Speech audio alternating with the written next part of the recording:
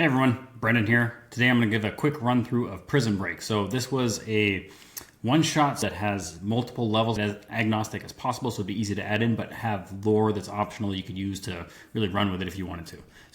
We've got scaling for both different size parties as well as different levels. We've got a series of spells that get added. We've also got this plot progression. I'm going to move my face out of the way so you can see what's going on here. How can I lay this out so that people can see all the different things that could be going on at the same time? Obviously, this is just an example. Do with it what you will.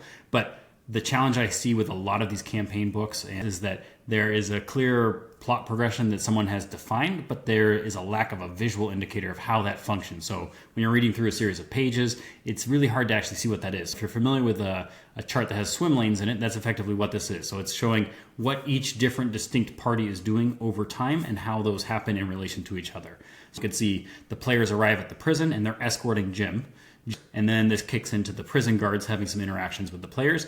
And then this all comes to a head with everyone hearing this enormous crash on that second page, that big gray section. And then that kicks off a whole bunch of things that are happening in parallel with all kinds of different people trying to do different objectives, lots of them in counter to each other. And so this gives you kind of a good, easy to digest run through of what this structure looks like and how to play it. Really give you that sense of this is what's happening, when it's happening in relation to whatever else is happening. And I think that's often missing. I also put together a map here with kind of different areas and what those tokens are at those different spots. There's tokens included with this, maps included as well, obviously.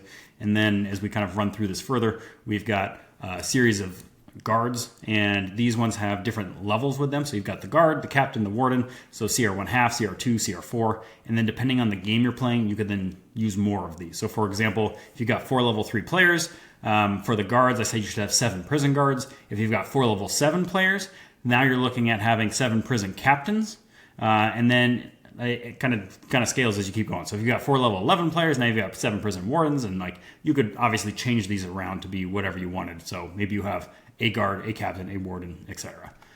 And this is true for all of the different characters in here. So we've got Jim, his different levels, and then depending on which level he is, it may be something different that's going to be happening.